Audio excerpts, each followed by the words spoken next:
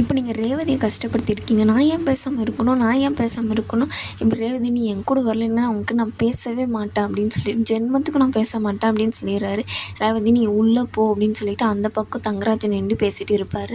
ரேவதி என்ன பண்ணுறதானா, ஒரு நிமிஷம் பொறுமையாக இருண்ணே, பேசிக்கலாம் இருண்ணே அப்படின்னு சொல்லிட்டு பாக்கியராஜ்குள்ளே தான் வருவாங்க. ஆனால் தங்கராஜ் வந்து ரேவதி நில்லு அப்படின்னு சொல்லிட்டு இல்லை ஒரு நிமிஷம் நில்லுண்ணே அப்படின்னு சொல்லிட்டு பாக்கியராஜ் சொல்லுவாங்க. இல்லை ரேவதி நீ இங்கே இருக்கவே கூடாது, நீ அடித்து எவ்வளோ கஷ்டப்படுத்தியிருக்காரு அவருன்னு சொல்லிட்டு அங்கேருந்து அவங்கள வந்து கூட்டிகிட்டு ஏறி வண்டியில் உக்காரு அப்படின்னு சொல்லுவாங்க. என்னடா அண்ணா வந்தவொடனே அவன் கூட போகிறான் அப்படின்னு சொல்லிட்டு சொல்லுவாங்க. இவர் வந்து பார்த்திங்கன்னா வீட்டுக்கு கூட்டிகிட்டு போயிடுவார். அங்கேவே வந்து அங்கனாச்சும் யோசிச்சுட்டு இருப்பார். அவர் வீட்டுக்கு போனவொடனே பார்த்திங்கன்னா இறங்கு, நீ வீட்டில் என்னன்னாலும் பிரச்சனையாக சொல்லு அப்படின்னு சொல்லிட்டு அவங்க கூட்டிகிட்டு போகிறாங்க. போனவொடனே பார்த்திங்கன்னா எதுக்குடா இவளை நீ எங்கடா கூட்டிகிட்டு வந்த அப்படின்னு சொல்லிட்டு கேட்குறாங்க. அவங்க அம்மா மூஞ்ச பார்த்தோன்னே என்னடி ஆச்சு ரேவதி, என்னடி ஆச்சு அப்படின்னு சொல்லிட்டு என்ன ஆச்சு என்ன ஆச்சு, அவரை அடிச்சிட்டாரு, உன் தங்க மாப்பிள்ளை தான் அடிச்சிட்டாரு அப்படின்னு சொல்லிட்டு இவர் பாக்கியராஜ் வந்து சொல்கிறாரு. உக்காரு அப்படின்னு சொல்லி தண்ணி எடுத்துகிட்டு வா அப்படின்னு சொல்லிட்டு தண்ணியெல்லாம் எடுத்துன்னு வந்து அவங்களுக்கு கொடுக்குறாங்க. என்ன ஆச்சு அப்படின்னு சொல்லிட்டு என்ன பிரச்சனைலாம் எனக்கு தெரியாது, நான் அவளுக்கு ஃபோன் பண்ணேன், அவள் ஒழுங்காக பேசலன்னு சொல்லிட்டு நான் நேரில் போய் பார்த்தா அடித்து வச்சுருக்காரு, மூஞ்செல்லாம் எப்படி வீங்கி போயிருக்க பாருங்க அப்படின்னு சொல்லிட்டு சொல்கிறாங்க. ஐயோ அப்பா கூப்பிட்றோம் அப்படின்னு சொல்லிட்டு என்னங்கன்னு சொல்லிட்டு அவரையும் கூப்பிட்றாரு.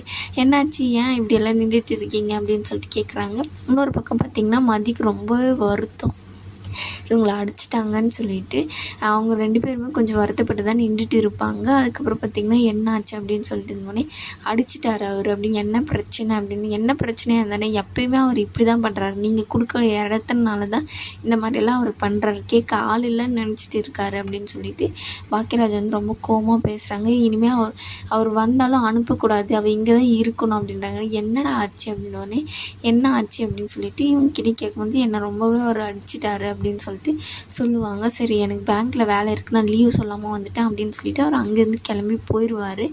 அப்புறம் பார்த்திங்கன்னா இவங்க மாலரு ரேவதி எல்லாமே ரூமில் உட்காந்துட்டு பேசிட்டு இருப்பாங்க. என்னால் தானங்க நீங்கள் அடி வாங்கிட்டீங்க, நீங்கள் எனக்கு ரொம்ப வருத்தமாக இருக்குது, சாரிங்க, நான் வேணும்னுத்திக்கே பண்ணல, நான் கண்டுபிடிக்க மாட்டாங்கன்னு தான் நினச்சேன், ஆனால் இப்படி நடந்துச்சுங்க, ரொம்ப சாரிங்க அப்படின்னு சொல்லிட்டு சொல்லுவாங்க.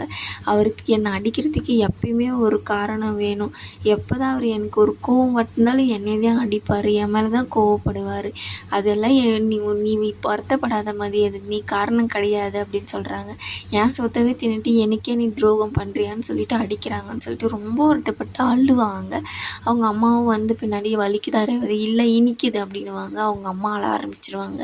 இல்லைம்மா எனக்கு ஒன்றும் இல்லை அப்படின்னு சொல்லிட்டு என்னடியே ஆச்சுன்னு சொல்லிட்டு எந்த கோவம்னாலும் என் மேலே தாம்மா காமிக்கிறேன், நான் என்னம்மா பண்ணட்டும் அப்படின்னு சொல்லிட்டு அவங்க வந்து சொல்லிட்டு இருப்பாங்க. அதுக்கப்புறம் பார்த்திங்கன்னா நைட் ஆயிடுது, எல்லாருமே வந்துடுறாங்க வீட்டுக்கு.